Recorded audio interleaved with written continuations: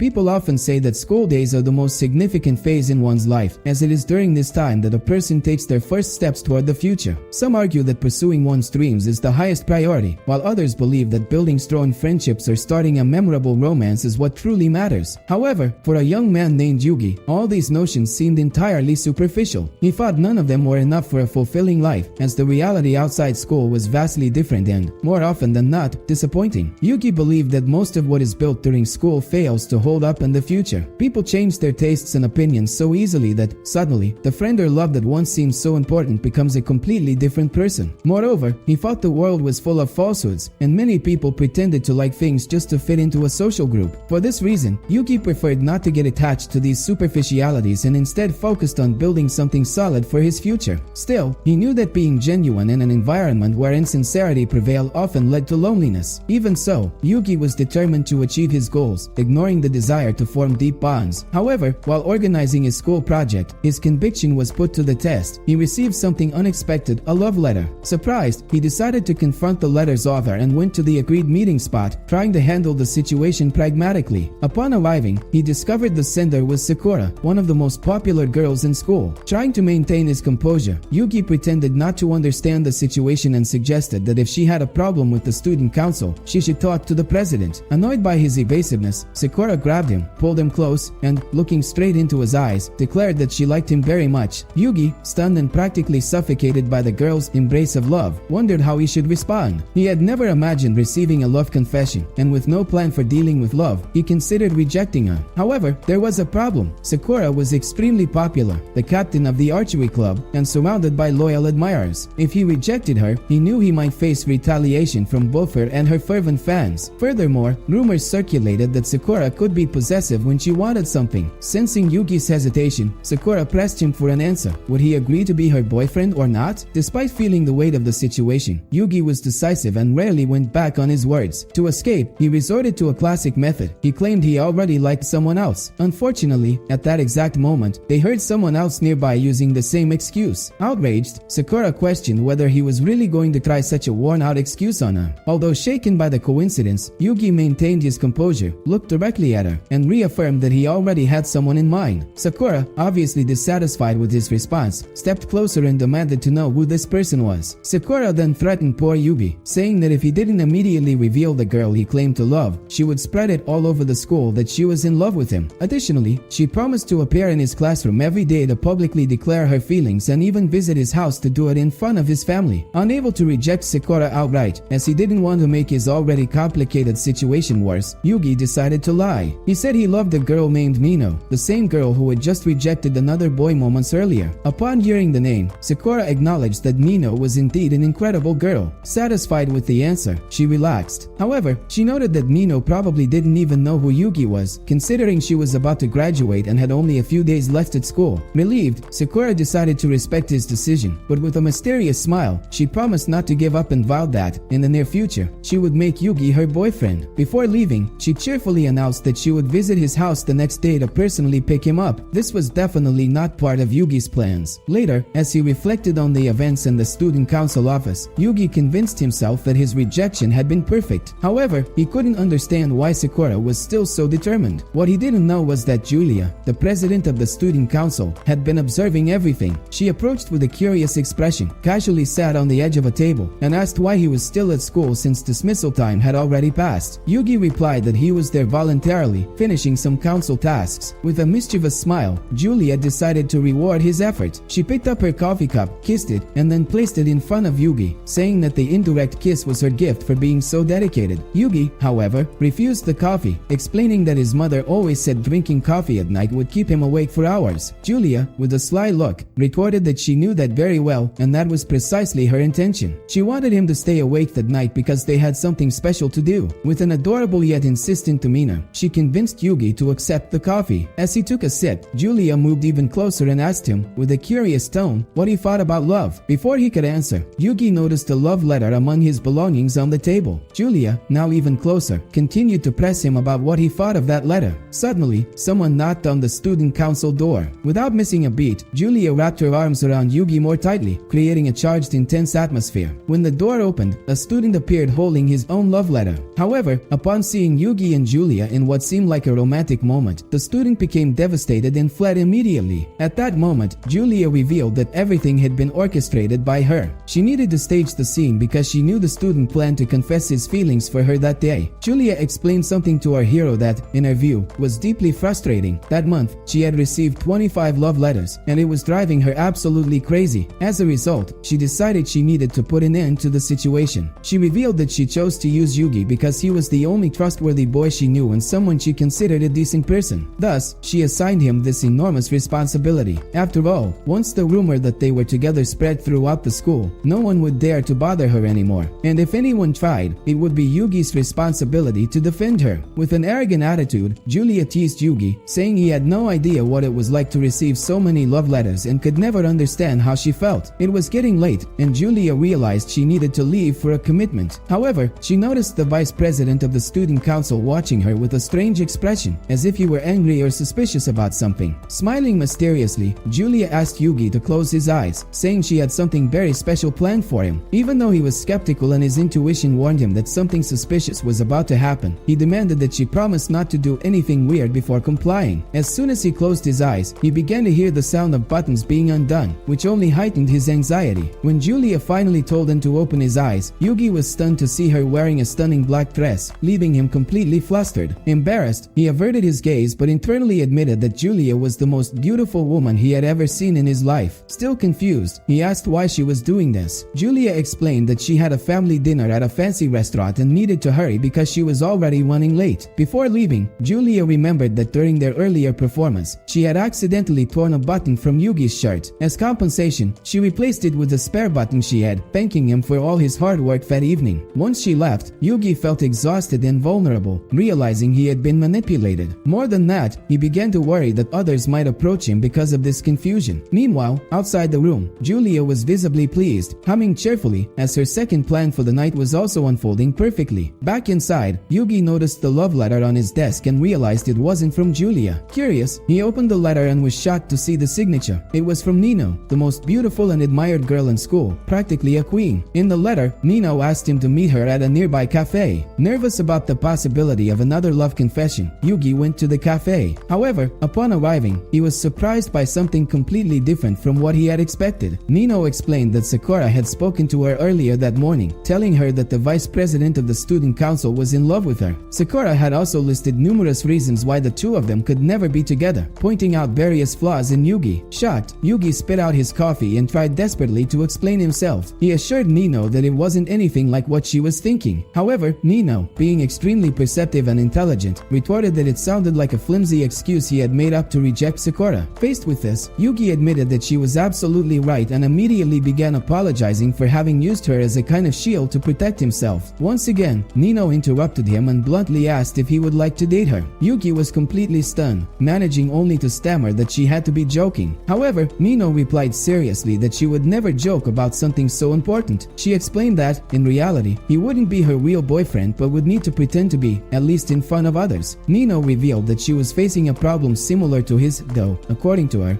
situation was even more complicated. Speaking in an odd manner, as if worried about something, she presented the idea as a win-win proposition. He could avoid the pursuit of his persistent admirer, and she would have his protection. Nino concluded by saying she would give him some time to think about the proposal and made it clear she would wait for his answer. The next morning, Lulu, Yugi's younger sister, appeared to wake him up in a very strange way. When Yugi finally woke up, he was completely furious and scolded her, telling her not to do such things. In response, Lulu began shouting and accusing him of being mean, her voice so loud that even the neighbors could hear. Nevertheless, she prepared a delicious breakfast for him. During breakfast, Yugi took the opportunity to ask if Lulu received many love confessions at school and how she managed to reject the boys. Embarrassed, she explained that sometimes she said she already had a boyfriend, and if the boys kept insisting, she would show them a picture of Yugi, claiming he was her boyfriend. After saying this, Lulu became even more embarrassed, quickly excused herself, and said she had to leave for school. This conversation helped Yugi make a decision. He realized that accepting Nino's proposal was inevitable. However, as soon as he left the house, he was surprised to find Sakura waiting for him outside. Upon seeing her, Yugi tried to escape by running, but Sakura, dressed in her battle kimono, chased him with impressive speed, knocking him to the ground. She confronted him, saying he had promised to attend the archery club's presentation event and that it had already been scheduled, leaving him no option to refuse. Apparently, Sakura had interpreted her plan to should visit his house as a tacit agreement, and now Yugi had no choice. He was literally dragged to the event since Sakura was incredibly strong. Upon arriving, Sakura spotted a blonde boy in the distance who looked like a playboy, and from the fake smile he gave her, it was clear he was going to be quite irritating. Noticing the blonde boy, Sakura began acting overly affectionate toward Yugi, calling him my dear husband and other embarrassing nicknames. Uncomfortable, Yugi asked her to stop, saying it was way too strange. However, Sakura, with a tone that mixed sweetness and menace, ordered him to stick to the script and stay quiet, or else she might just change the target in her next archery test. Shortly after, Sakura headed backstage to prepare for the tournament, but not before handing her bag to Yugi, saying that carrying her belongings was part of a boyfriend's duties. Before disappearing behind the curtains, she called out loudly, declaring her love for him, leaving Yugi standing there, visibly flustered, and questioning how he had ended up in such a situation. As our hero made his way to his destination, he had to pass by the irritating blonde, also known as the captain of the archery club. The boy, who was quite popular, paused his conversation with his fans to approach Yugi directly. He greeted Yugi politely, but the jealousy in his tone was unmistakable. The blonde remarked that he himself had invited Sakura to participate in the event, so it made no sense for a student council member to be there just to see her. He suggested that Yugi shouldn't waste his time on something so trivial, considering his important position within the school hierarchy. Additionally, he offered to watch the event on Yugi's behalf, promising to report everything later. While speaking, he extended his hand for a handshake, but Yugi deliberately ignored the gesture, leaving the blonde visibly irritated. Yugi, maintaining his confident and firm demeanor, replied that he was there because the council had requested his presence and that it was none of the blonde's business. He added that his relationship with Sakura was personal and the captain had no right to interfere. Without hesitation, he told the blonde to mind his own business. Far, Sakura, who had been listening to everything, became even more smitten with Yugi. At that moment, she was convinced she had chosen the right person to pretend to be her boyfriend. In her mind, he had always been someone special, ever since that time in the past, though she didn't elaborate, leaving an air of mystery. Later, as Sakura practiced her archery, Yugi watched her and pondered how much longer he would have to endure this event, which he found utterly boring. During a moment of distraction, he accidentally knocked over Sakura's books. As he picked them up to return them, he noticed their contents and was shocked to see that she had been reading something rather suspicious. Before he could process the situation, Yugi heard the voice of the archery club captain talking behind a curtain. The blonde's fans were plotting to teach a lesson to a girl who had supposedly slapped him across the face. Meanwhile, Sakura noticed Yugi looking in the direction of the curtain and, suspicious, asked what he was doing. He tried to justify himself, saying he wasn't doing anything important, but she accused him of probably spying on some pretty girl. With remarkable quick thinking, Yugi responded that he was tired of looking at beautiful women because he had spent the entire day looking at her. This answer visibly pleased Sakura, and she decided to reward him in an unusual way by allowing him to put on her socks. However, Yugi promptly refused, saying he had no strange intentions like hers. This made Sakura angry, and she immediately grabbed her bow, pointing it at him and demanding a better explanation. Yugi, maintaining his composure, mentioned that he had seen one of the books that had fallen from her bag and knew she was reading rather peculiar material. Still annoyed, Sakura ordered him to fulfill her strange request. Unsure if she was joking or serious, Yugi reluctantly gave in. He knelt down and slipped the sock onto her foot. Afterward, the two sat side by side, and Sakura sincerely thanked Yugi for helping her and spending time with her.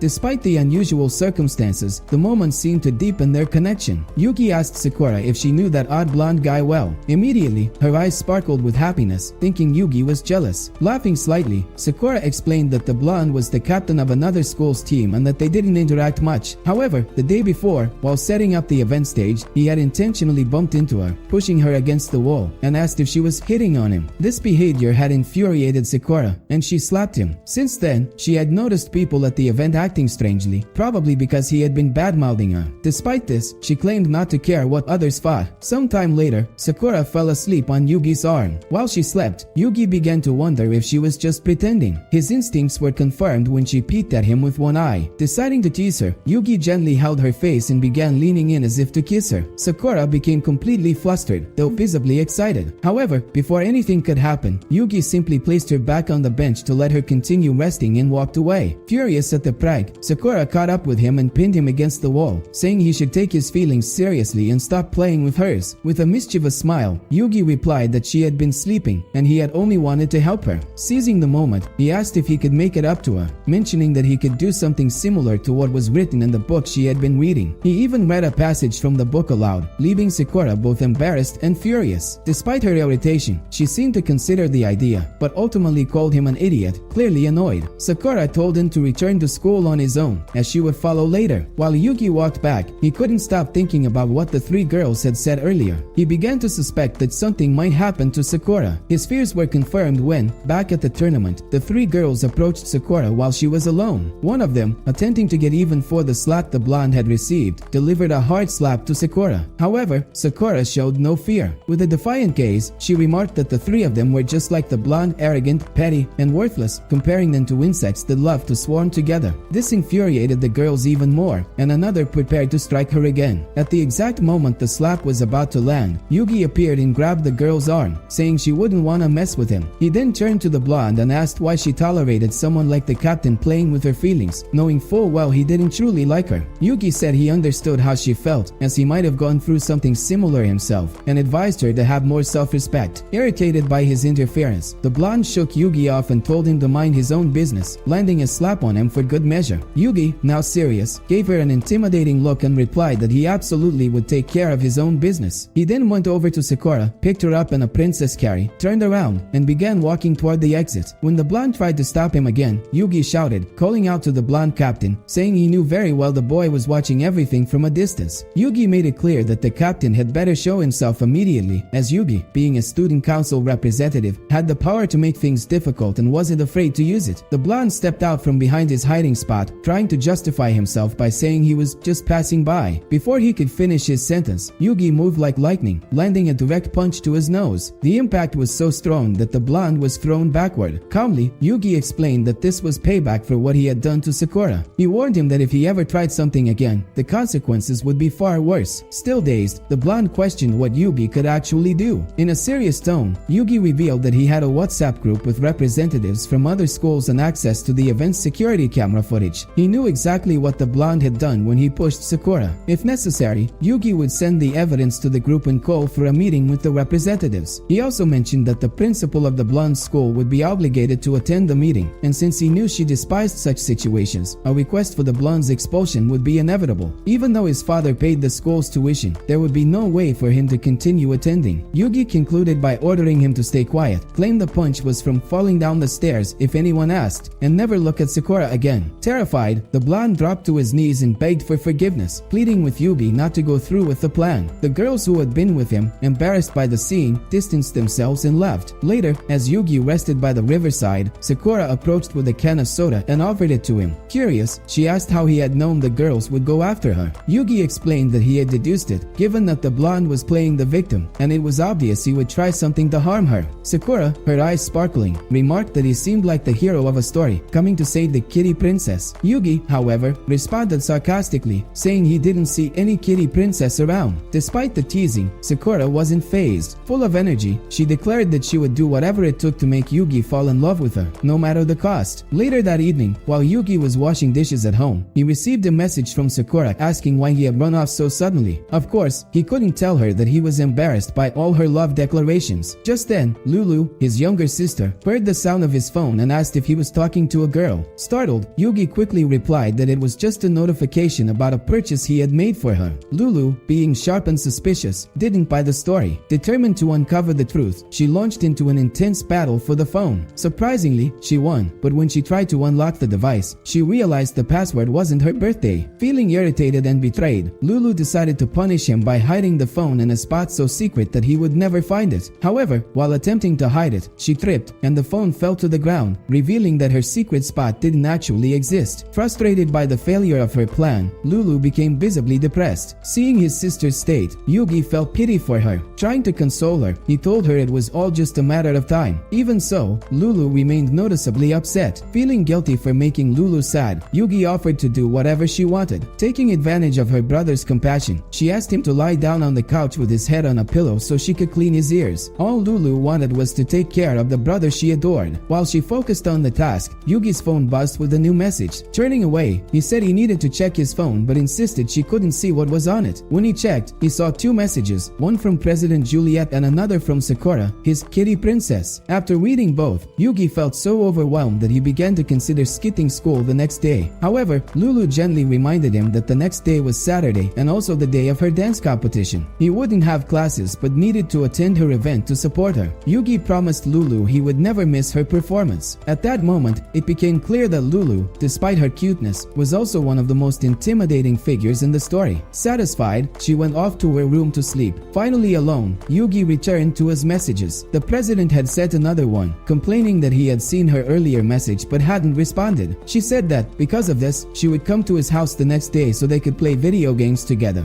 This declaration puzzled him, as he didn't own a gaming console. Was she planning to bring hers? Worried about what Lulu might do if she saw Julia at their house, Yugi decided to wake up extra early the next morning and hide in the library. Once there, he became convinced he had successfully evaded the president. Internally, he even praised his own intelligence and resourcefulness, considering himself a natural genius, so much so that he startled himself with his own brilliance. That moment of self-admiration was interrupted when someone offered him a cup of coffee. Without thinking much, he accepted it, but he soon felt an eerily familiar presence behind him. Turning around, he saw that it was Julia. Surprised, he asked how she had figured out he was hiding in the library. The president responded with a metaphor. Do you know why rabbits are easily caught in traps? It's because the hunter, knowing what they're doing, can predict their movements. She then declared that, in this story, he was the rabbit and she was the hunter, and if she wanted to devour him, she would have to play properly with him first. Yugi, trying to keep his composure, replied that the reason Julia was single was because she was too smart and loved playing these kinds of games with people. She accepted the compliment, agreeing that she had always been very intelligent, but retorted that there was only one man who truly made her fall in love. She explained that this man was not only incredibly intelligent but also physically strong, someone people underestimated without knowing his true potential. According to her, only she seemed to recognize his greatness. Julia admitted that she liked him because he was the only one who could challenge her intellectually, although now he seemed to be yielding to her game, letting her lead him as she pleased. Yugi, uncomfortable with her insinuations, tried to ignore the president's advances and asked directly what she wanted from him that day. Julia replied that there was no special reason, she just wanted to go out with him on a date. Realizing the situation wasn't as urgent as he'd imagined, Yugi stood up calmly from the table, announcing that he was leaving. Julia, with a mischievous smile, made Yugi trip on purpose, causing him to fall and, inadvertently, grab her hand. Always provocative, she asked why he was suddenly holding her hand. Then, she warned that if he didn't sit down quietly and follow her instructions, she would start screaming in the middle of the mall. She sat down beside him and explained that she wanted to introduce him to someone very special to her. However, Yugi hesitated, pointing out that ever since the day he helped her at school, he had become a target for other students. He told her she could do whatever she wanted, but he wouldn't accept this arrangement under any circumstances, and if she wanted to scream, she should go ahead. This defiant attitude struck a chord with Julia, as he was the only one bold enough to stand up to her. Laughing, she commented that she had a special surprise for whoever agreed to go out with her, but since he wouldn't,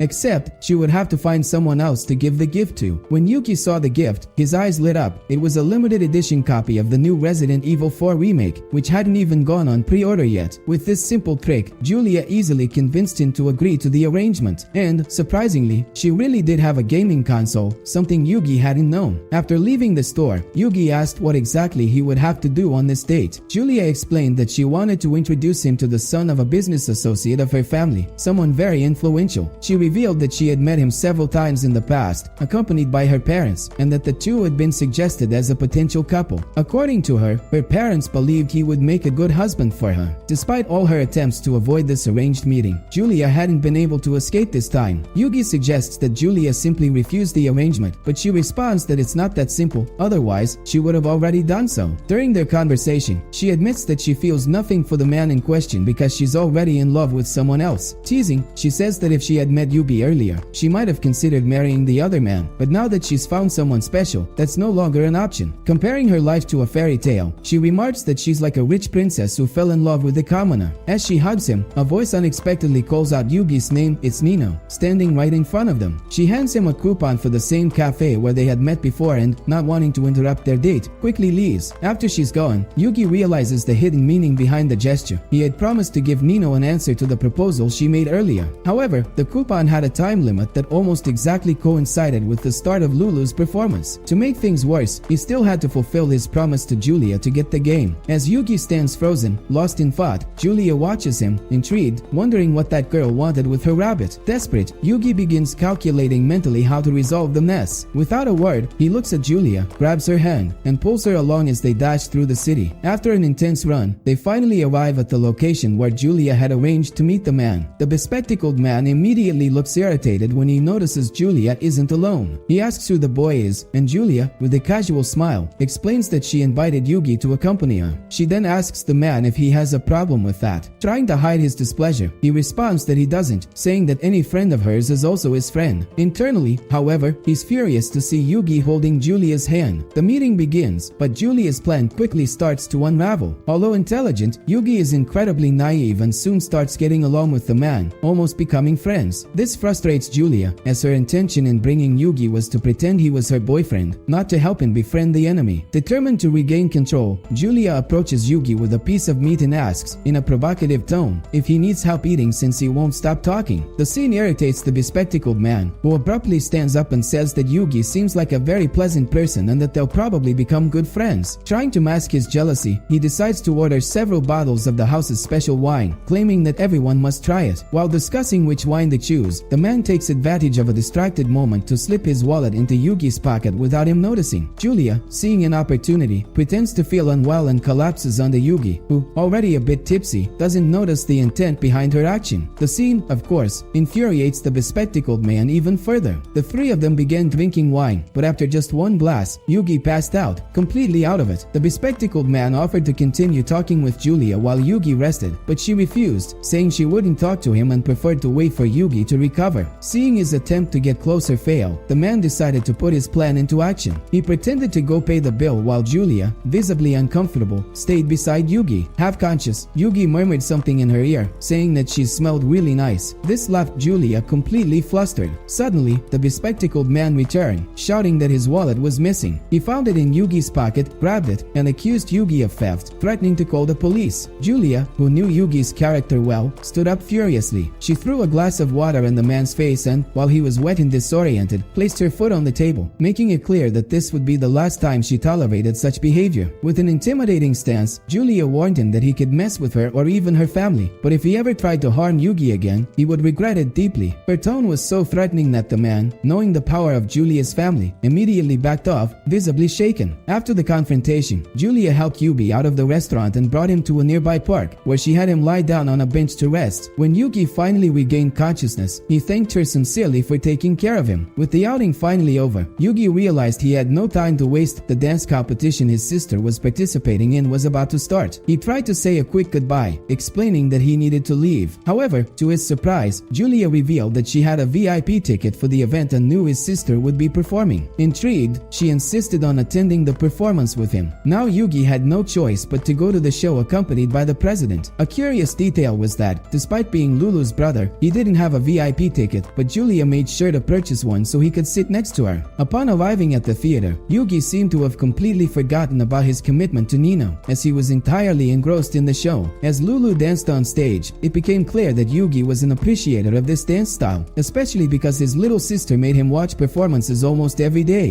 When Lulu made a small mistake in one of her movements, Yugi immediately noticed that it had compromised her performance. Even Julia, with her refined taste and attention to detail, didn't catch the slip. However, seeing Yugi visibly distressed in the audience, she was surprised by his sensitivity to notice something so technical. After the performance, when Lulu's team didn't win the prize due to her mistake, she ran into Yugi's arms for comfort. He quickly reassured her, saying she didn't need to worry because there would be more opportunities in the future. Julia tried to be friendly and interact with Lulu, but the girl was visibly wary of her. Without hesitation, Lulu called the president a white fox and pulled her brother away. Lulu questioned Yugi about why the treacherous fox was at the show, and Julia calmly responded that she had come to watch her little sister-in-law perform because she loved both of them very much. This only made Lulu more irritated, and she tried to drag her brother back home. However, Julia grabbed Yugi's other arm, creating an awkward situation where he was being pulled from both sides. Trying to calm things down, Yugi declared that both of them were important in his life, but Julia continued holding onto his arm. This only fueled Lulu's fury, and she entered what Yugi described as her super strength mode, forcibly separating the two with an impressive amount of power and intensity. Before the situation could escalate further, a blonde girl ran out from backstage and, upon seeing Lulu, picked her up and spun her around in the air, congratulating her on the performance and for placing fourth. The blonde praised the teamwork of the group and seemed genuinely happy. Then, she noticed Yugi's presence and introduced herself, saying that Lulu talked about her brother all the time, which seemed a bit suspicious. Curious at being exposed, Lulu yelled at the blonde and walked away, asking her to help finish decorating a costume. As the two left, Julia commented that she found the blonde very suspicious. Intrigued, Yugi asked what she meant, and Julia explained that the blonde, in addition to managing the backstage and costumes for the participants, seemed oddly radiant, even after the team's loss. According to Julia, if she were truly Lulu's friend, she should have been set alongside her. This insinuation planted a seed of doubt in Yugi's mind. He knew Lulu had practiced that move countless times, and there was really no reason for her to make a mistake. Julia left, suggesting he investigate the situation further. A few minutes later, Yugi had the chance to speak privately with the blonde. He asked if she had checked all the team's costumes before they went on stage. Her reaction was immediate. She started acting strangely, trying to avoid the question. This only made Yugi more suspicious. He hadn't had strong suspicions about the blonde before, but now, without a doubt, she seemed extremely suspicious. Before he could question her further, his phone rang. It was Sakura. On the other end of the line, she started scolding him for not reading or responding to any of her messages all day. When Yugi explained that he had been busy and was currently watching a play at the theater, Sakura became furious, suspecting that he was out with a secret girlfriend. Faced with this situation, Yugi acted quickly. Knowing how to use his intelligence when needed, he decided to take advantage of the call to advance his investigation. He began speaking into the phone as if he were talking to the theater's security team. He thanked them for granting him access to the backstage camera footage and asked if they had identified a culprit, specifically asking if it was a blonde girl. Then, he pretended to request that the supposed security team call the police, stating that the suspect was right in front of him. The act worked perfectly. The blonde panicked and immediately confessed to her sabotage. Meanwhile, Sakura, still on the other end of the line, couldn't understand anything Yugi was saying. He ignored her questions, which only made her more anxious. Convinced that he was sending coded messages and that something was terribly wrong, Sakura began imagining that he needed her help urgently. Strangely excited by the idea of rescuing her hero, she decided to call the police and rush to the theater, dreaming of the moment she could carry him in her arms like a prince, returning the favor from when he had done the same for her. Inside the theater, the blonde continued to confess everything. She explained that she had sabotaged Lulu's performance because she wanted Lulu to keep dancing by her side. Yugi, however, couldn't believe her justification. None of it made sense to him. The blonde then revealed that Lulu had plans to quit dancing after winning the competition. According to her, Lulu felt that she was dedicating so much time to ballet that she could no longer spend meaningful moments with her brother. Her idea was to quit everything once she achieved victory, hoping to make him proud. With a distorted view of the situation, the blonde believed that if Lulu lost the competition, she would continue dancing, preserving their friendship. For Yugi, this revelation was a shock. Although he was angry with the blonde, he realized that he wanted to support his sister so she could keep pursuing her dreams. On the way home, Yugi decided to ask Lulu directly why she was thinking about giving up dance. His sister categorically denied it, saying she had never even considered such an idea and had certainly never mentioned anything like it to him. This left Yugi confused, as the blonde had said the opposite. With firm resolve, Lulu declared that she wouldn't quit until she surpassed a woman who had been a part of her past. This renewed Yugi's spirit but also left him with more questions about what was really happening behind the scenes of his sister's life. 2 years ago, a girl had left a deep mark on Yugi's life. She abandoned him suddenly, breaking his heart and drastically changing how he saw the world. That experience was the reason he had closed himself off emotionally and refused to consider any romantic relationship since then. Noticing that the conversation was stirring up her brother's painful past, Lulu assured him that her true reason for dancing had nothing to do with that story. She explained that she had chosen dance because, as a child, she had been inspired by a story Yugi told her about a woman who achieved worldwide fame through dance. Lulu realized that her brother had a fondness for that kind of art, and it motivated her to become the best dancer she could be. "I always wanted to be the best because I love you, little brother," she confessed with emotion. This exchange of memories was interrupted when, suddenly, a car sped down the street. Under the rain, the vehicle swerved toward them, hitting a puddle and splashing water everywhere. Even with an umbrella, Lulu couldn't avoid getting drenched. Before she could react, Yugi jumped in front of her to shield her, taking the full spray of water himself. His heroic action showcased his protective instinct, though, as Lulu would later point out, he didn't always seem to think much before acting. Back at home, Lulu decided to clarify some things. She explained that she had talked with her friend and confessed feeling guilty about everything Yugi did for her. Despite being exhausted from studying and working, he never failed to pick her up.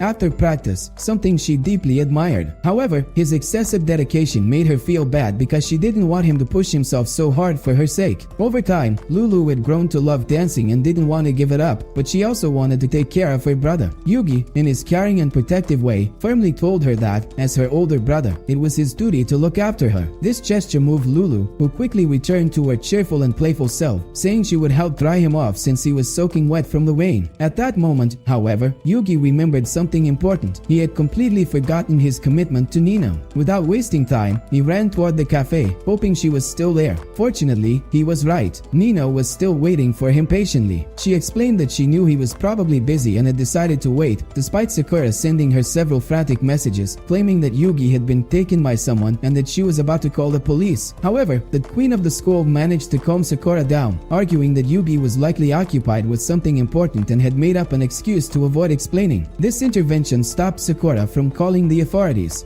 Hearing this, Yugi made a decision. He was exhausted from all the pressure, especially from Sakura's stifling attitude, which, although well-intentioned, didn't give him space to breathe. As amazing as Sakura was, Yugi knew he couldn't get involved with anyone. The pain of his past was still too fresh. He vividly remembered how trusting someone too much had resulted in betrayal, and he wasn't willing to go through that again. Yugi decided that, for now, he would keep his heart closed. It was better this way, even if the price was loneliness. The next day at school, Sakura appeared behind Yugi, visibly concerned. She began questioning him about why he had been ignoring her, and without giving him a chance to respond, she turned the conversation into a full-blown interrogation. Without pause, Sakura reached into her bag and pulled out several items she had prepared for him. With a smile, she explained that she had learned from the book she was reading that calm boys like him enjoyed special treatments of that sort. Yugi, completely shocked, decided to flee, running through the school to escape her. After considerable effort, Yugi finally managed to lose Sakura. While hiding, he noticed the school's princess watching him from a window, perhaps worried about what was happening with her fake boyfriend. As he tried to catch his breath in a classroom, the inevitable happened. The predator appeared. Julia called him, ordering him to accompany her to the tennis club for an important event later. Unsure of how to get out of it, Yugi pretended his phone had no signal and hung up. Julia, unconvinced, instructed her assistant to locate her pet bunny. While Yugi was hiding and reflecting on the chaos of his school life, someone approached, held his hand, and said they were there to help him. When Yugi saw who it was, he was extremely embarrassed. It was Nino, as stunning as ever. She suggested they relax together since they were now officially fate dating. Additionally, she mentioned noticing Sakura chasing him earlier and decided to stay nearby to protect him. Meanwhile, Julia, guided by her assistant's information, was heading to the room where Yugi was. When she entered, carrying a stack of papers and announcing there were several tasks for him, something unexpected happened. She dropped the papers on the floor, shocked by what she saw. Moments later, Sakura appeared behind her, also searching for Yugi, and was equally stunned. Both couldn't believe what they were seeing. Yugi was kissing another girl, Nino herself. In reality, Nino was just fixing Yugi's messy hair, but the two girls ran off before the truth could be explained. After the misunderstanding, Nino smiled at Yugi and said it was time for him to return the favor. One of her many admirers was in the literature club, and she needed him to accompany her. Before he could react, Nino dragged him to the club. On the way, they bumped into the boy in question, who didn't look too happy to see Yugi. He mentioned that he had things to discuss with him later but asked Yugi to leave, as he needed to speak with Nino alone. Yugi, noticing Nino's uncomfortable expression, immediately realized that this was the boy trying to win over his girlfriend. Displaying confidence, Yugi replied that he wasn't going anywhere and suggested they all talk together since the matter seemed to concern the club. The boy, confused as to why the student council's vice president was involving himself in the literature club's affairs, became irritated and accused Yugi of acting superior due to his position. Cutting off the argument, Nino stepped in decisively. With firm resolve, she told the boy that Yugi wasn't just the vice president of the student council. His most important role in the school at that moment was being her boyfriend. Nino's declaration left no room for doubt about who was in control of the situation, effectively shutting down any resistance from her admirer. However, for the princess, that still wasn't enough. She seized the opportunity to declare that no one besides Yugi would ever be able to win her heart, as she was completely in love with him. When they were alone, Nino apologized to Yugi, acknowledging that his situation at school could become even more complicated due to the rumor about their relationship. Yugi, already accustomed to handling the repercussions of rumors, especially after the incident with the president, replied that he could manage. However, Nino, being the kind and sweet girl she was, remained concerned. She feared that someone might use the rumor to manipulate or even harm him. She then suggested that, to avoid trouble, the two should intensify their fake relationship. Her proposal was for Yugi to join the literature club so they could spend the entire day together, making their story more convincing. Visibly embarrassed, Nino made one more request. She explained that she had read an article about romance, which said couples often left love marks on each other. Without hesitation, she put on red lipstick and kissed Yugi's neck, claiming it would make their relationship seem even more realistic. With that, the plan was officially in motion. As Yugi walked home, Sakura suddenly appeared in his path. This time, surprisingly, there was no suspicious action involved. She simply invited him to a cafe for ice cream, saying she needed to discuss something serious. During their conversation, Sakura questioned the sudden development of his relationship. Yugi took the opportunity to remind her that, from the start of their friendship, he had made it clear that he had always been in love with Mino. Curious, Sakura asked when they started dating, and Yugi explained that they had been talking for a while but had only made their relationship official the day before. Skeptical, she pressed further, asking if it was true that he had already kissed Mino on their first day as a couple. In a teasing tone, Sakura suggested she could send a photo of the two of them together to Nino, but Yugi, confident, said she could go ahead because his girlfriend trusted him completely. This response left Sakura pouting. She seemed unsure of how to handle Yugi's confidence in Nino. Sad and on the verge of tears, Sakura called Yugi a fool, saying that Nino was boring and had nothing special to be his girlfriend. She's definitely not woman enough to make you happy, Sakura added. Yugi, however, recalled a moment from the past when Nino had confessed that, at the start of their fake relationship, Sakura had spoken badly about him to her, claiming he wasn't a good match for a princess like Nino. Hearing this, Sakura justified her behavior, saying she had only been hiding a treasure from the world. She explained that she knew Yugi's worth and didn't want anyone else to discover it. Deep down, Sakura knew that her time with Yugi wouldn't last forever. He was inevitably destined for Nino, and this reality saddened her deeply. Even so, she tried to prolong the time she could spend by his side, knowing that, eventually, she would have to let him go. That thought was so intense that Sakura began to cry. Through her tears, she confessed that she wanted to spend the rest of her life by Yugi's side. This left our hero even more shaken, as he simply couldn't believe the sincerity of her words. After everything he had been through, he didn't want to trust anyone again. For Yugi, the hardest part was being unable to reveal the truth or provide the comfort Sakura needed. All he could do was let her vent, hoping it would help her move on. When Yugi finally got home, he was so emotionally drained that he collapsed onto his bed. Thankfully, he still had the one person he trusted completely by his side, his sister, Lulu. Concerned, she approached him and asked what was wrong and why he seemed so sad. Trying to mask his feelings, Yugi claimed he had a stomachache and asked to be left alone. But Lulu, with her usual sweetness, responded that no matter what he was feeling, she would stay by his side to take care of her big brother. Knowing this brought Yugi immense comfort, as he realized that in a world full of uncertainties, his little sister was his safe harbor. After this moment, Yugi went to sleep, knowing he needed to wake up early for school. During the night, he received a message from Nino saying that she wanted to walk to school with him every day to make their fake relationship more convincing. The next morning, when Yugi arrived at school, he didn't feel much better. He noticed that he seemed to be under everyone's gaze, and a small group of students soon approached him. They asked directly if the rumors were true. The rumor, apparently spread by a member of the literature club, claimed that Yugi was shamelessly pursuing the beautiful princess of the school and trying to take advantage of her. Too tired to react, Yugi ignored the questions and kept walking. However, the students began following him with a confrontational attitude, as if they were trying to force answers out of him. Suddenly, Nino appeared, cutting through the tense atmosphere. With her calm demeanor, she declared that she wanted to spend more time with her boyfriend. To reinforce her statement, she handed Yugi a lemon tea she had prepared. The boys watching the scene were left completely speechless. Noticing their reaction, Yugi decided to intensify the act by offering to carry his girlfriend's bag. He wanted to appear like the perfect boyfriend and ensure the rumors about him were positive. However, the situation didn't go as planned. Nino's bag was incredibly heavy, as she went to the gym and was used to carrying weights. Surprised, Yugi asked if literature students really needed to carry so many books. Laughing at the situation, Nino began passionately discussing romance stories. Before the conversation could continue, the Mandarin, the president's assistant, appeared, curious. She announced that Yugi was ridiculously late for the student council meeting and that the president was very upset with him, not just for this but also for another mysterious reason she promised to uncover. Then, the girl entered super angry mode and lunged at Yugi, who immediately started running to save his life. Fortunately, Nino stepped in. She stood in front of the assistant and gave her a light flick on the forehead, stating that Yugi didn't owe explanations to anyone, least of all the president or her assistant. With a firm stance, Nino declared that the only woman Yugi needed to answer to was his girlfriend herself. After this intervention, the Mandarin backed off, leaving Yugi relieved and grateful that his fake girlfriend had put things in order.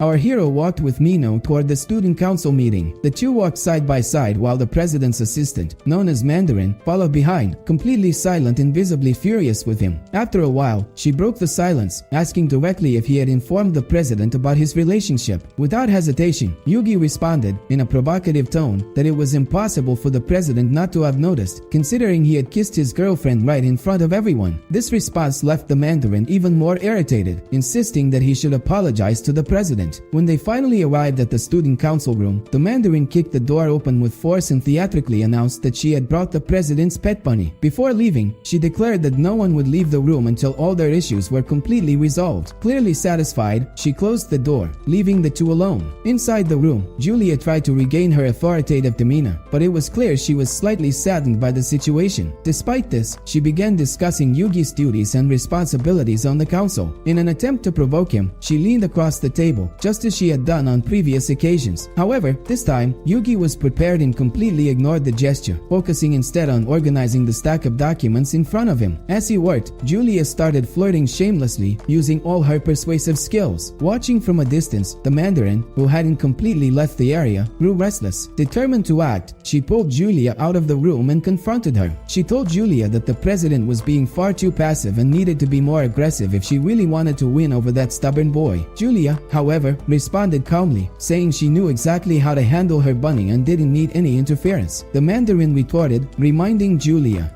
that so far, she had lost Yugi to other women, like the school princess and even Sakura. She then suggested that Julia stop playing games and start taking the situation seriously if she truly wanted to win Yugi over. After delivering her advice, she finally left, leaving the two alone once again. Back in the room, Julia reminded Yugi that there was a significant pile of reports accumulated over the week, and he needed to review all of them that day. Although the reports were originally his responsibility, the president offered to help him. Among the documents were budget approval requests for various school clubs. When they got to the report from the literature club, Julia didn't miss the chance to take revenge on Nino, whom she saw as a rival. Without hesitation, she declared that no funds would be approved for the club and that it would be shut down. However, Yugi took the paper from Julia's hand and, with firmness, told her that she needed to be impartial. Surprisingly, Julia smiled and praised him, saying she admired his strict stance. She admitted that Yugi was the only person who could boss her around like that and that he was, without a doubt, the perfect person to stand by her side. With a lighter smile, she asked that, after finishing the reports, he help her with another issue she was facing. Although suspicious, Yugi, with his kind heart, agreed, promising to do his best to assist her that evening. After completing all the student council paperwork, Yugi went to the mall with his sister, Lulu, to do some shopping. Lulu insisted that he needed new swim trunks, while Yugi argued that he already had a perfectly good pair at home. With a sly smile, Lulu confessed that those trunks had mysteriously disappeared. Intrigued, Yugi asked what had really happened, and she eventually admitted that she had borrowed them the week before. Trying to smooth things over, Lulu said he could use them again if he wanted, but that was enough to convince Yugi to buy a new pair. Additionally, Yugi decided to buy a new swimsuit for his sister, which made Lulu thrilled. Excited, she went to the fitting room to try on some pieces while Yugi waited outside. At that moment, a classmate approached, asking if he had seen Sakura recently. The girl explained that no one had seen her for days and that Yugi was the last person spotted leaving school with her. Since Yugi was on the student council and knew where Sakura lived, the girls handed him the responsibility of delivering a bag to her. At that moment, Lulu came out of the fitting room, proudly showing off her new outfit to her brother, but she became furious when she saw him holding another girl's bag. Yugi, with no time for explanations, handed some money to Lulu and ran off towards Sakura's house, worried about his friend. When he arrived at Sakura's building, Yugi hesitated to go up, fearing he might say something wrong. He decided it would be better to ask the president of the council to speak with her on his behalf. As he turned to leave, an elegant woman wearing red heels appeared behind him. It was Sakura's mother. Without giving him a choice, she invited him inside, and Yugi, completely cornered, ended up accepting. Seated in the living room while having tea, Sakura's mother began asking questions about her daughter. She wanted to know if Yugi had any idea what might have happened, mentioning that Sakura seemed to have been rejected by someone. Subtly, she implied that she knew who was responsible for the rejection. Yugi, pretending not to understand the insinuation, said he was only there to deliver the bag. He thought it would be best to leave as quickly as possible to avoid having to see Sakura. However, Sakura's mother was even craftier than her daughter. With a smile, she declared that Yugi wasn't going anywhere and invited him to stay for dinner. Moments later, Sakura arrived home, and upon seeing Yugi sitting there, she was completely stunned. She thought she was imagining things, as she couldn't believe he was actually there. Taking advantage of her daughter's confusion, Sakura's mother decided to join the fun. She joked that the family doctor had diagnosed Sakura with a mild case of insanity. With a mischievous tone, she claimed that Yugi wasn't really there because she couldn't see him herself. To top it off, she suggested that Sakura could enjoy her fantasy as much as she wanted, since it was just a product of her imagination. Completely convinced that Yugi was nothing more than a hallucination, Sakura nervously began to approach him. At that moment, Yugi pulled out the items he had brought for her from his bag. However, believing that touching him would make her illusion disappear, Sakura refused to take the items. She wanted Yugi, even as a mere illusion, to stay with her forever. In an awkward moment, as she stood up quickly, Sakura tripped and fell in a comical way. When she realized that Yugi didn't vanish after the incident, she went into a complete frenzy. Her sense of reality began to blur with fantasy, and the situation grew even more chaotic. When Sakura finally realized that the person in front of her was indeed Yugi, the man she had feelings for, she was utterly shocked. What surprised her even more, however, was noticing during her fall how incredibly strong and imposing he was. At that moment, she concluded that Yugi was a giant in every sense and bolted down the stairs, screaming to her mother that she couldn't marry someone so grand. "There's no way. I could never handle that much love," she exclaimed, caught between desperation and admiration. Since Sakura's mother was a true agent of chaos, she decided to escalate the situation, claiming that everything was Yugi's fault and that he should take responsibility for her daughter's feelings. Without hesitation, she ordered him to go up to Sakura's room and resolve the issue. Faced with her insistence, Yugi reluctantly ran upstairs and started knocking on Sakura's door. At first, Sakura shouted that he shouldn't come in. However, when Yugi looked down, he noticed something red leaking from under the door. Worried that Sakura might have hurt herself, he didn't hesitate. He kicked the door open. Inside, he discovered that the red liquid was just spilled juice on the floor. Additionally, Sakura was wearing an adorable pig print pajama set, which completely contrasted with the tension of the moment. She quickly rushed to a dessert box on the floor to check if the sweets were still intact. Fortunately, there was plenty of dessert left, and she decided to offer Yugi a piece. The two began talking, and the mood gradually turned more somber. Sakura admitted that ever since she had been rejected, she often visited the same beach where it happened to be alone. Yugi, speaking sincerely, apologized, saying that while he tried to keep his distance from her, he never intended to hurt her. Sakura, however, reassured him that he didn't need to apologize. Changing the subject, Sakura asked how things were going between him and Nino. Yugi replied that everything was going well, but Sakura didn't seem convinced. "If you were really her boyfriend, she'd never let you come alone to another girl's house. There's no way she's happy knowing you're here with me," she said with a tone that mixed frustration and sadness. Yugi started thinking that perhaps it would be better if she knew the whole thing was a big charade. Maybe then she'd understand that he truly didn't want to be with her. Though his actions were driven by his fear of trusting again after past betrayals, it felt unfair to keep hurting Sakura like this. After that long conversation, the rest of the evening passed more peacefully, despite the intimidating presence of Sakura's mother. Somehow, the woman managed to convince Yugi to work at the family bakery on weekends. When he returned home, Yugi found Nino playing with a cat on the street. As he approached, the cat jumped into her shirt, causing an unexpected and somewhat awkward scene. When the cat finally came out, it accidentally pushed them together, creating a strange and uncomfortable moment. It was ironic how two people who didn't feel anything for each other constantly found themselves in absurd situations like this. Meanwhile, lurking in the shadows, the little mandarin was watching everything. She had been spying on Yugi for some time and, as part of her surveillance, started sending updates to Julia. To make things even more complicated, that mischievous cat causing all the trouble the previous day was actually hers. The next day, Lulu announced that she would spend the weekend at her blonde friend's house. Before leaving, she made it clear to Yugi that he was not allowed to bring any girls over, especially that white fox. Yugi, being the loner he was, didn't have friends to invite anyway, as his social circle was practically limited to the girls already involved in his life. With the weekend free, he decided to do what any good loner would do, stay home playing video games and eating snacks. But the peace didn't last long. Julia showed up at his door, claiming she had a surprise for him. Yugi, wanting only to enjoy his game, tried to shut the door in her face, but Julia was determined. The result was a battle over the apartment door. In the middle of the commotion, an older neighbor of Yugi appeared. Seeing the scene, she immediately mistook them for a couple. Yugi tried to explain, but the lady seemed more interested in congratulating him for finding such a beautiful girlfriend like Julia. With no other option, Yugi gave in and let Julia inside. Once inside, Julia claimed she was there to remind him about a student council deadline, but her true intention was, as always, to win his heart. As part of her plan, she brought cookies. Picking one up, she held it against her lips and slowly leaned toward Yugi, asking if he wanted to take it. Julia had a unique way of getting under Yugi's skin, and he, almost hypnotized, leaned closer. But at the last second, the cookie disappeared, a clear attempt to create a romantic moment. When Yugi, confused, asked what had happened, Julia said it was a magic trick. She then pretended to pull the cookie from behind his ear, but Yugi, misunderstanding the situation, ended up getting too close to her. The cookie fell, leaving the two of them dangerously close to one another. Yugi quickly apologized and backed away, while Julia, trying to regain her composure, found herself thinking about how Yugi had a way of stirring her emotions in a way she had never experienced before. To break the tension, Julia suggested they check some important files. The two headed out together, walking through the city until they arrived at a store in the mall where the files were located. While Julia watched, Yugi began playing with a lamp, lifting its shade and pretending to cast spells like a child. Without Yugi noticing, Julia started recording his antics. Completely engrossed in his playful act, Yugi stayed in character until he finally realized what was happening. Frozen in place, he begged her to delete the video. Julia, sensing an opportunity, tucked her phone into a secure spot, much like Lulu had tried to do before, but this time the phone stayed safe. Smirking, she teased, "If you want to delete it, you'll have to get it yourself." Of course, Yugi wasn't going to try retrieving the phone, so he quickly changed the subject to the files they were looking for in the store. Julia, catching onto his diversion tactic, climbed onto a shelf, making the situation even more bewildering for the poor boy. After choosing the furniture they'd used to store the documents, the two decided to stop by a nearby tea shop. While Julia sipped her drink, Yugi couldn't take his eyes off her face. Noticing his fixed gaze, Julia began to wonder why he was staring at her like that. It wasn't typical of him to act this way. For a moment, she thought he was finally going to confess his feelings. Her heart raced as Yugi opened his mouth to speak, but instead of a romantic confession, he asked about the games she had promised him as a reward for accompanying her. Julia's expression immediately darkened, and she was visibly furious. Her demeanor changed completely, and she began trembling with rage. Grabbing Yugi's shirt, an almost demonic aura seemed to emanate from her. "I understand now why they call you a fox," Yugi thought. Julia accused him of being a scoundrel, saying that he was only interested in material rewards in this relationship. To make matters worse, Julia mentioned the video she had recorded of him earlier in the store and threatened to post it online. Panicked, Yugi practically begged her not to do it, almost on the verge of tears. Julia, however, seized the opportunity to demand a gift in exchange for deleting the video. Not knowing what else to do, Yugi ran into the mall and grabbed the first toy he could find, a plush fox. He handed it to her, saying that the gift was just like Julia, white fur, red eyes, and incredibly beautiful. This small gesture was enough to calm her down. With the mood lighter, the two decided to head to a nearby cafe to chat. There, Julia began reminiscing about the first time she saw Yugi. She recalled how he gave her a bouquet of flowers, even though she knew it was meant for someone else. Julia couldn't resist and asked who the flowers were for, but Yugi dodged the question, saying he'd rather not talk about it. Yugi tried to ask Julia for a favor, but as always, she took the opportunity to set conditions. "If I have to do anything, you'll have to pay a consulting fee," she said with a sly smile. This girl could be the head of the mafia, he thought. Her tactics were so well calculated that he couldn't help but feel a certain admiration, despite all the manipulation. Curious, Yugi asked Julia about their first encounter. He remembered a rainy day when he saw her alone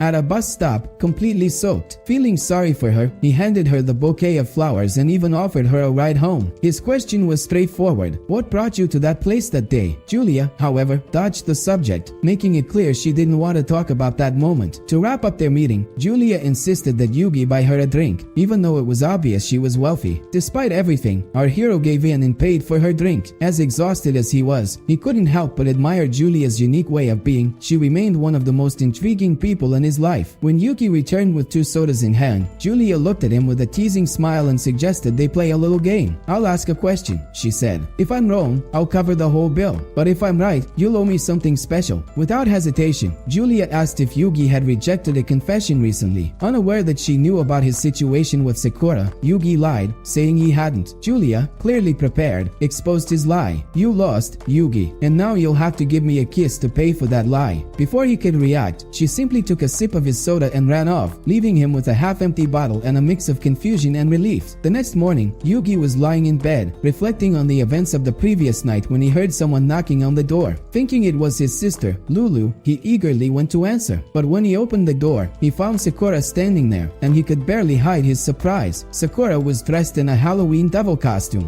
Apparently, Yugi had completely forgotten about his promise to work at her mother's shop on his day off, and Sakura had come to fetch him. All Yugi wanted was to rest rest, but that was now out of the question. When they arrived at the shop, Sakura informed him that it was their Halloween event and that he needed to play alone. Reluctantly, Yugi put on a vampire costume. The shop manager, seeing the two of them together, couldn't help but think they looked like a couple. Delighted with the idea, she sent them to the kitchen where they could be alone. She also mentioned that the special task had been chosen by Sakura's mother, which already sounded suspicious. Inside the kitchen, Yugi and Sakura found a blank cake box with a photo of the two of them and a note calling him a heartbreaker. It was clear that Sakura's mother had orchestrated the whole scenario, forcing Yugi to bake an apology cake for her daughter. Taking advantage of the situation, Sakura decided to get some revenge. Her plan? Smear frosting on Yugi's face and take a picture to embarrass him. However, before she could execute her plan, the frosting slipped from her hands and fell to the floor. Oblivious, Sakura tried to smear frosting on Yugi's face, but she missed and ended up slapping him instead. While Yugi questioned what he had done to deserve such treatment, Sakura moved to clean up the mess but slipped on the frosting on the floor. Panicked, she grabbed the first thing she could to stop herself from falling, which happened to be Yugi. At that exact moment, the manager walked into the kitchen to ask for help. Upon opening the door, she found the two of them in a compromising position. Shocked, she quickly closed the door, apologizing for interrupting their party. Realizing the misunderstanding, Sakura was devastated. She knew the manager would probably tell her mother, and considering her mother's already unhinged nature, the situation could spiral into something far worse. Sitting on the floor, Sakura began to cry. Even though Yugi had suffered enough already, she felt he hadn't yet paid for everything he deserved. To her, the day was only just beginning. This poor guy seemed to have no right to a moment of peace, and Sakura's second round of plans was already in motion. However, before she could execute anything, Yugi noticed something alarming. The oven was on fire. Acting quickly, Sakura took charge, pushing Yugi out of the kitchen and assuring him she would handle the problem herself. While waiting, a random customer Yugi had never seen before approached him. Curious, she asked if he was new to the job. Something about her demeanor suggested she was interested in Yugi, and she promptly invited him to sit at her table for a chat. The woman even made an unusual comment, saying he reminded her of her ex-boyfriend. In a suggestive tone, she pulled Yugi closer and, looking directly into his eyes, asked how much he would charge for its special service for her. She then offered him a monthly allowance if he agreed to visit her house after work. It was an odd proposal, but for some reason, the woman's personality felt familiar. Still processing the situation, Yugi started thinking about how the money could come in handy, considering his financial situation. However, Sakura, who overheard the entire conversation, appeared furious. Interrupting the negotiation, she loudly declared that Yugi was her boyfriend. This left the woman visibly disappointed, and she left, leaving Yugi to wonder how much money he had just lost. Sakura, outraged, began scolding him. She said he shouldn't accept proposals like that just for money. Looking into his eyes, she declared that if he needed money, she herself could pay him whatever he needed on the condition that he did everything for her that he would have done for the woman. While the two argued on the floor, Sakura's mother appeared. With a delighted smile, she commented on how happy she was to see them getting along so well and her daughter smiling again. To celebrate, she offered to take them out for dinner on her. In the car, Sakura's mother congratulated Yugi on his first day of work at the bakery, even though he had barely done anything. Sakura then joked, calling him Mr. Casanova and saying he should work at the shop every day because he would definitely attract twice as many wealthy older women. Surprised, her mother revealed that Sakura had spent the entire night planning his outfit for the day. To Yuki's surprise, the costume was a cosplay from a game he loved, and Sakura had even come up with an excuse to pick him up from home. As the conversation continued, Sakura began feeling embarrassed and nearly shouted that she wanted to get out of the car. Finally, her mother parked in front of a restaurant, asking the two to decide what they wanted to eat while she looked for a parking spot. However, moments later, Sakura received a message from her mother saying she had given up on parking and gone back home, leaving the two of them alone. Inside the restaurant, the waiter noticed the cake box they were carrying and promised to organize something special for them. Meanwhile, Lulu called Yugi, saying she was planning to prepare all his favorite foods for when he got home. However, the call was interrupted by Lulu's friend, who complained that she wanted to cut the weekend short to return and take care of her brother. The two started arguing on the other end of the line, and the call was abruptly cut off. Back at the restaurant, their food finally arrived. Yugi watched Sakura eat and, teasingly, commented on how she'd always been a big eater. Offended, Sakura pretended to cast a spell on him and threatened to bite his arm if he kept talking like that. As Yugi and Sakura were eating, the waitress appeared unexpectedly and took a picture of them. Excited, she asked if it was someone's birthday. Sakura, without missing a beat, replied that it wasn't a birthday but their one-year dating anniversary. Yugi tried to clarify the situation, but Sakura stopped him by discreetly kicking his leg under the table. Clearly, she was enjoying the attention and didn't want him to ruin the moment. After dinner, they decided to go out for ice cream. cream. Sakura seemed very happy, and Yugi, although he enjoyed seeing her smile, couldn't help but think about how much things had changed. Just last week, he had been trying to reject her, and now they were walking around together, even taking photos like a couple. He wondered what Sakura saw in him, as he still couldn't understand why she was so interested. Gathering his courage, Yugi directly asked Sakura what she saw in him. Surprised by the question, Sakura replied that she would explain, but only on one condition. He had to share why he preferred Nino over her. From that point, Sakura began to open her heart. She explained that her feelings for him didn't stem from a grand or romantic moment. It was something that developed over time, a culmination of small interactions and daily routines. They spent so much time together, shared so many laughs and moments, that she grew to care deeply for him. Without realizing it, she fell in love with his ways. Sakura admitted that she couldn't pinpoint the exact moment she began to feel this way, but knew Yugi had become an indispensable part of her life. After her heartfelt confession, Sakura turned the focus back to Yugi's supposed relationship with Nino. She remarked that it seemed odd for him to claim he was dating Nino yet spend time with her, Sakura, without any concern. Furthermore, she observed that throughout their time together, Yugi hadn't called Nino, nor had Nino tried to contact him. Sakura pointed out that even his sister, Lulu, had called him multiple times while he was working and hanging out with her, yet there was no interaction with Nino. "How can you say you're dating someone you don't even talk to?" she questioned. Despite this, Yugi insisted that he and Nino were together, avoiding any discussion about his true feelings for her. Noticing his reluctance, Sakura warned that they might be heading towards serious trouble. She explained that if his relationship with Nino were exposed as fake, the repercussions could be significant, given how many people at school were already aware of the rumors about his love life. Sakura also mentioned that other girls were interested in Yugi, though he seemed oblivious to it. Without waiting for a response, Sakura walked away, leaving Yugi alone, lost in thought. While he was still processing everything that had happened, his phone rang. It was his sister, Lulu, asking him to accompany her to a hot spring. According to her, there was an online competition where participants had to live stream from a hot spring. Lulu seemed very excited about the idea, treating the event as completely normal. Somehow, Lulu managed to convince Yugi to join her at the hot spring. Within that serene and beautiful place, Lulu casually mentioned that she had just rejected a secret admirer's love letter. Then, she asked her brother if there was anyone he liked. Without hesitation, Yuki promised that the only girl important in his life was her, his little sister, and that he had no romantic interest in any other woman. However, this answer didn't convince Lulu, who was well aware of the strange fox lingering around her brother. Shortly after, Lulu's blonde friend pulled Yugi aside for a private conversation. She revealed that she was worried about Lulu's recent behavior, noting that she seemed to be acting strangely. Lulu had been arriving late to class, disappearing from school frequently, and never seemed to have free time. The blonde friend proposed two theories: either Lulu was sick, or she was overworking herself to take care of Yugi. With genuine concern, she urged him to take better care of himself and allow Lulu more freedom. After the conversation, Yugi unexpectedly ran into Sakura, who was making a delivery at the hot spring. Upon seeing him in swim trunks decorated with little bunnies, Sakura became extremely excited and leapt toward him to greet him. However, Yugi easily brushed her off. Still, Sakura, unable to contain her excitement, started inspecting his trunks, calling them weird but cute. Fearing the situation might spiral out of control, Yugi realized they needed to hide. He quickly grabbed Sakura's hand and pulled her into a sauna. Inside the sauna, the situation left the two in a rather compromising position, but at least they were safe. Meanwhile, back at her house, Julia was doing her daily exercises when she received a notification about Lulu's livestream. Watching it, she noticed Yugi was at the hot spring with his sister and decided it would be a great opportunity to play with her bunny. Meanwhile, Lulu and her friend were frantically searching for Yugi, having no idea where he had gone. Inside the sauna, the rising temperature began to affect Sakura, and she started feeling unwell. Despite this, she was thrilled to be in Yugi's arms. Eventually, the excessive heat caused her to faint. When Yugi realized that Lulu had left the area, he carried Sakura in his arms out of the sauna and placed her on a chair to rest. With everything seemingly under control, Yugi took a dip in the water to cool off and decided to return to Lulu. But as if fate refused to give him a break, he noticed a small paper boat floating beside him. Curious, he picked it up and found a passionate message from Julia. Looking behind him, there she was, watching him intently. With few options, Yugi approached Julia to talk. As soon as he got close, she immediately noticed the bunny swim trunks he was wearing and was utterly delighted. "My bunny is wearing bunny shorts," she said, finding the situation both ironic and adorable. Trying to keep his composure, Yugi asked what Julia was doing there. She explained that she just wanted to say hello and that she knew he was there because she had watched Lulu's livestream. Attempting to avoid further complications, Yugi told her he needed to get back to his sister and didn't have time to waste with her. Just as he was about to leave, Julia called him back, claiming there was something strange about her bath towel. Confused, Yugi looked and noticed nothing unusual. Suspicious, he asked what